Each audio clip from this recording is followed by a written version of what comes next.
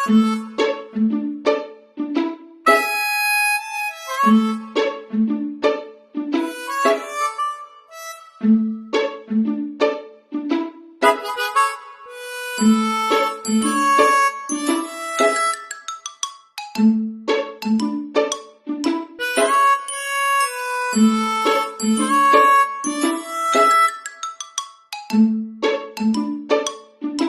floor.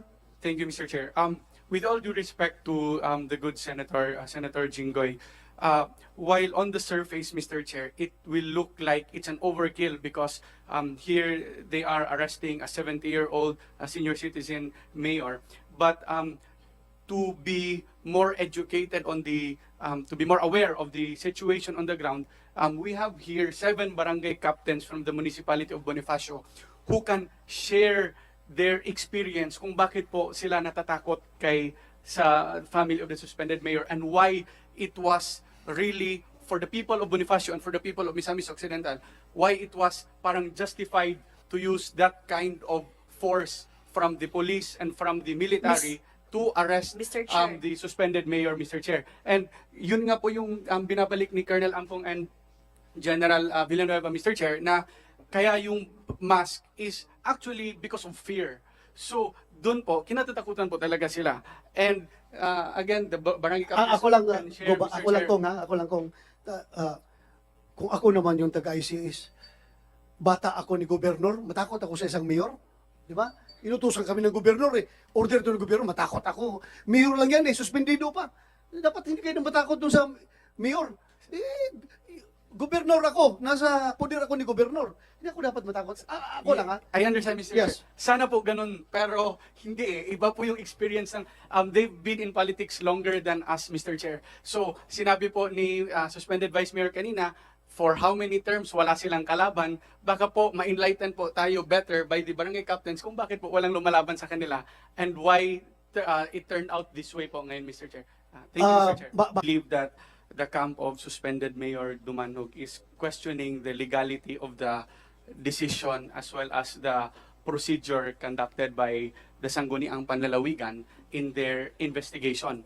I also believe, Mr. Chair, that the issue at hand here is the alleged inhumane and violent acts perpetrated by the PNP. Now, I would just like to clear it with the DILG, Mr. Chair. Kasi kanina pa po yung, I've also observed your observation na they're trying to play it safe.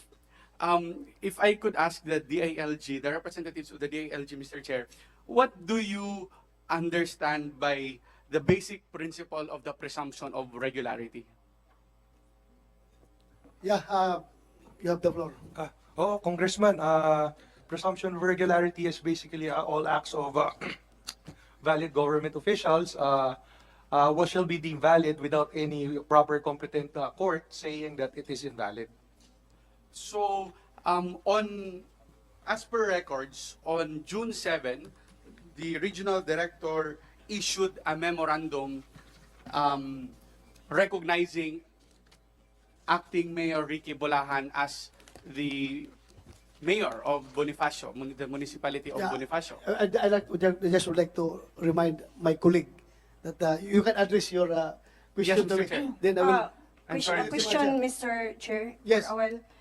Is Congressman Ando Oaminal part of, is a resource person of this Senate hearing? No, he was not invited by this committee, but for interparliamentary courtesy, he was raising his hand, so pinagbigyan ko lang ha. I would like to manifest also, Mr. Chair, wala akong problema kung magsalita siya, but I would like to manifest that it's very obvious that because he is the son of the governor, so we cannot get impartiality out of his comment. Yeah, the committee is noting your observation. Thank you, Mr. Chair. Duly noted. But patapusin natin. Out of parliamentary courtesy, pagbigyan ko lang yung aking colleague na magtanong. Please, go ahead. Thank you, Congressman. Mr. Chair, and I really understand the sentiments of the daughter of the suspended mayor, of course. But Mr. Chair, going back, He is the daughter of Mayor Dumanjug. And you are I am the son of Congressman, Governor Oaminal. Yes, Mr. Chair. So, But I 1:1 lang ito, 1:1. But But anyway, I am a resource person. he is not invited as a resource person, but he is a congressman of the Republic of the Philippines na pumunta dito sa hearing ko, kaya out of interparliamentary courtesy, pagbigyan lang natin. Sandali lang. Anyway, I don't want to limit your questioning, but please, alam mo na. Yes, Para Mr. hindi Chair, tayo I misinterpret. Please, I completely understand, Mr. Make it Chair. brief. Make it brief, Kong. Thank So, you. Mr. Chair, I would like to clarify with the DILG, considering that the regional director issued a memorandum recognizing the presumption of regularity was observed or was applied in this memorandum, Mr. Chair. Yes, you may answer, Yes, precisely, Mr. DLG. Chair. Yeah. Yeah, we uphold the presumption of regularity. So, Mr. Chair, does that mean that the DILG recognizes at that point that the actions undertaken by the Sangguniang Panlalawigan and the provincial governor and the provincial government of Misamis Occidental were all regular, presumed to be regular? Yes, Your Honor. So does that also mean, Mr. Chair, that the DILG recognizes that Mayor Samson Dumanhog and Vice Mayor Evelyn Dumanhog were suspended by virtue of law? Yes, Your Honor, in the absence of any competent instruction or directive coming from higher authorities. So does that mean, Mr. Chair, that the occupancy of the suspended mayor and the vice mayor in the municipal hall or the office of the city mayor were considered illegal, Mr. Chair? Yes, Yeah, Your but Honor. anong sagot mo? Huh? Come again, when I have the question, sir. Yeah, but I don't want this committee to be misconstrued. Your Honor, I would like to ask To be taken over by Governor, by Congressman Wominal, ha? Yeah. Pero out of courtesy, sige, please. Yes, Your Honor, I would like to Okay na yun, ask last the na yun. question. Kong? Yes. So, Mr. Chair, I would like to amplify the answer of the regional director of the DILG. So the Director Suico is saying that indeed the acts committed by the suspended mayor and the suspended vice mayor and their entire family were against the law and indeed illegal. Am I right, Mr. Chair? Excuse me, Yeah. Mr. Chair. Yeah, pasagutin mo natin si Yusek. As of the time of during Congressman's timeline, yes. But of course, if there are other actions or any other facts that would eventually change the circumstances, of course, the department's opinion will change. But as of now, Mr. Chair, is it still presumed to be regular, the suspension order and the illegality of the occupancy your last during that time, question, Mr. Chair? Okay. Your Honor, the opinion is being rendered without prejudice to any contrary opinion of competent authorities and courts, no? As of this moment, sir, if there are no other higher authority or no order of court saying that the acts of the lalawigan is illegal or not according to law, by operation of law, it is regular, Your Honor. Okay, thank you. Kong, So, okay na? Okay, patapusin mo natin si... Can I just insert one? Yeah. I Gusto would na like yata to yung ubusin clarify, ng oras. Mr. Chair, the DLG said it is regular. So does that mean that the occupancy was illegal? Yun lang po yung gusto ko marinig from the DILG, Mr. Chair. Thank you. Last answer. After that. Your Honor, we are not fully given all the facts between both sides, so any opinion with the DLG will be ill-informed at this moment, Your Okay. Honor. I understand your position. Thank you. Thank you. Miss- Continue, Mayor. Continue. Your Honor, since sumagot na din si RD Soyco, baka masagot din niya na saan sila nung lumabas yung DILG Opinion 140 Series 2022 na Ultra Vires Act, yung nangyari nung October 5. Kasi kailangan nating ibalik yun eh. Doon nag-umpisa. Bakit wala siyang masagot dyan?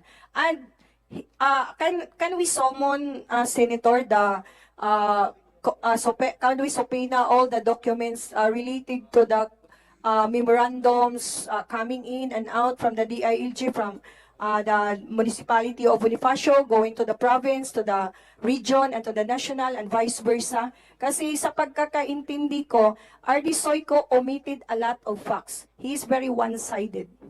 Okay. RD Suico, can you Yes, provide this yes, sir. committee all Your Honor, we can provide, Your Honor. dosisticum? Yes, Your Honor. Thank you. Your Honor, Because, Your Honor, the letter that the side of mayor and vice mayor is stating is DILG opinion number 140, series of 2022, no, Your Honor.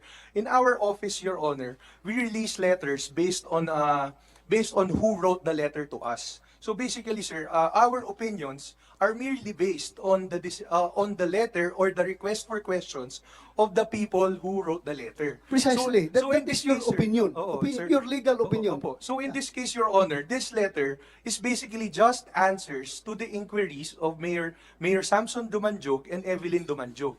This opinion is not cannot be used as Dumanhog, base. dumanhog, hindi dumanjog. Dum- Dumanhog. Dumanhog. This letter cannot be used as basis for any legal action, Your Honor. Since these are just recommendatory opinions by the DILG, Your Honor. Thank you. Thank you. Please continue, Mayor. Sir, bakit hindi si RD Soyco ang nagsagot? Kasi ang tanong ko address to RD Soyco, and Hindi, kahit address mo sa akin. Address mo sa akin. Address it. yun ang tanong ko, sir. Bakit hindi si RD Soyco ang magsagot? Narinig naman natin yung sabi ni attorney na ano daw, address to the who wrote the letter. But it was copy furnished to the regional director of DILG Region 10. And in fact, nagpadala din kami ng copy ng ISP ng province niyan, DILG. Tinawagan ko pa nga doon sa region, ang nakasagot sa akin si Mr. Bakal, kasi nag-reach out kami. Parang ang ilap-ilap ng parang ang ilap-ilap ng proseso pag sa side namin. Bakit Thank pag you. sa kabila, bakit ang dali-dali? So, kaya nga kami nandito Yes, ngayon, nagpasalamat kami, at least marinig. Thank you for extending this interparliamentary courtesy to your dear colleagues in Congress who idolize you, Mr. Chair. Thank you, thank you.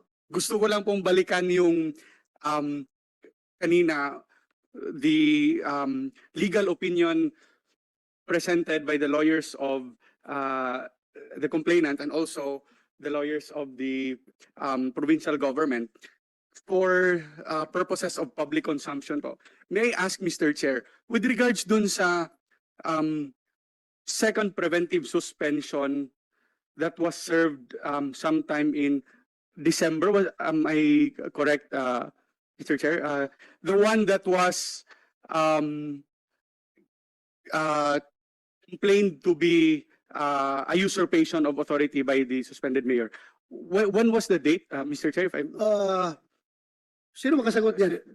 Yes, go ahead. Mr. Chair, both decisions containing suspension as penalty on both the first and the second cases were served during December 5, December 5, 2022. 2022.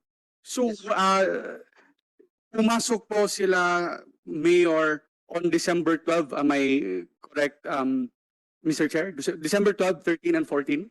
Yes, Mr. Chair, pumasok silang mayor and vice mayor on December 12. They attempted to go back to office on 13th, but they were blocked by the PNP. And they were charged with usurpation, Mr. Chair. Is that correct? They were not No, They were not charged with usurpation. The incident happened on December. If there was a charge, it could have been charged. The incident happened early December. That's before December 15. That's half of the month.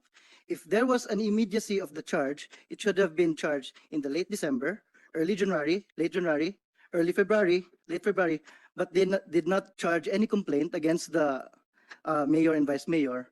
But they planned to charge it on March because Yes, but my question, Mr. Chair, is they were charged for assuming office on those dates, right? December 12, 13, the and 14. charge was betrayal of public trust. One of the allegations was usurpation. And for the dates covering December 12, 13, and 14. Yes, Mr. Chair. Thank you, Mr. Chair. I would like to clarify with DILG lang po, Mr. Chair. So on those dates, December 12, 13, and 14, for purposes of public consumption, sino po ang nire-recognize ng DILG na rightful local chief executive of the municipality of Bonifacio? Yeah, go ahead. You may respond. Director Soyco, kayo Yeah. matulakan. No. Thank you, Mr. Chair. Sir. Yeah, still, we recognize the acting, Can we complete the name of the acting mayor, Mr. Chair? Yes, Mayor, you give acting the Mayor, name. Mayor Ricky Bulahan. So, Mr. Chair, the DILG is consistent with the claims of the provincial government that on those dates, the mayor and the vice mayor who were suspended were indeed not supposed to assume office as mayor and vice mayor. Is Yes, that Your Honor. correct, Mr. Chair? Yes, correct, Your Honor. Okay. Thank you, Mr. Chair. So, I just wanted to clarify that kasi in the public perception, parang it brought confusion, Mr. Chair. We respect the legal opinions of both parties, and it was clearly mentioned here that this is not the right forum to discuss that. Pero we just wanted to state the fact of the matter that on those dates really, yung nire-recognize po ng DILG, which is this department in task to supervise all local government units, is si Acting Mayor Ricky Bulahan and the Acting Vice Mayor. Right, Mr. Chair? Correct, Your Honor. Yung nga, thank you, And- Kong, no, for that question. But ulitin ko, ito ngayon, I am addressing my question to the DILG. Yung nga tanong ko kanina kay Judge Barong, nasabi niya yung Judge Barong, Judge Bulyosos. Judge Bulyosos na yung nga yung pangalawa, yung dalawang suspension order na reverse ng Malacanang.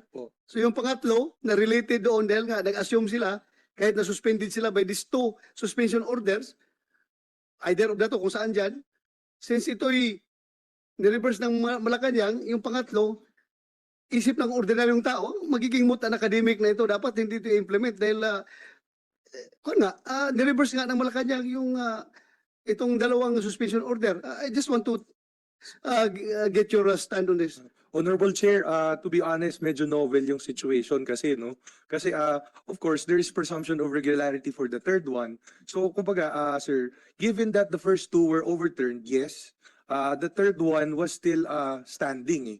So, due to presumption of regularity nga, sir, kumbaga, unless there is a court or tribunal that says that it's illegal or it's wrong, kumbaga kami, we are constrained to just do what the law mandates us to do. Yeah, that is why I'm asking your opinion. Yes, sir. Whatever you say is limited as legal opinion coming from you. So, hopefully, sir, maybe the committee can give the DILG quasi-judicial power so we are gonna be able to help. Bakit wala ba kayong quasi-judicial powers? Sir, wala po, sir. Oh, you sure? Wala pala kayo? Provision lang, sir. Okay, so OP na pala ako. Direkta na pala sa OP. Yung appeal against the decisions coming from the governor, OP na mag-decide. Hindi sa inyo, no? Thank you. Thank you Mr. for that. Chair, Yes. can I Continue. Continue. Yeah, go ahead. we've emphasized and established rather yesterday that the occupancy of the suspended mayor and the suspended vice mayor from the period of May 30 to June 16 inside the municipal hall was illegal. Am I right, Mr. Chair? We've established that already. Mr. Chair. Yes. You can answer. Yes, Your Honor. That's your opinion. Yes, sir. Legal opinion mo yan. Yes, And- sir. Oh, okay? Mr. Chair, if I may be recognized, Mr. Chair. Just as Yes, you record, can Mr. Chair, interject. the occupancy was just by the mayor and the vice mayor was not there. I stand corrected, Sir, Mr. Chair. The vice mayor was not there in the municipality. It was only the mayor who was Okay, thank you. I stand corrected, Mr. Chair. Yeah. So the occupancy was illegal. Now, my question, Mr. Chair, to the DILG, you are also, the PNP is an attached agency. Bakit man lang hindi nyo sinabihan ang PNP that there is an illegal occupancy of the municipal hall? Kasi from what we've heard here, kaya lang naman na-establish yung ICS because there was rather an inaction from the local police to suppress the illegal occupancy of the municipal hall. So bakit yung DILG hindi kahit magbigay lang ng note to the PNP na, there is a crime being committed, there is illegal occupancy of the municipal hall, funds of the government are being wasted kasi kuryente, tubig. Oh, in fact, Mr. Chair, if I remember it right, the DILG local officer even offered his own office to serve as the temporary acting mayor's office. So, you are right, Mr. Chair. I subscribe to your sentiments a while ago that kung ang PNP lang talaga sana ang gumawa ng action, hindi na po sana ma-activate yung ICS. And we could have avoided this incident from happening, Mr. Chair. Yeah, you're correct, Your Honor, Congressman Oaminal. And that is one of the policy directions that we are going to undertake, yung pag-amend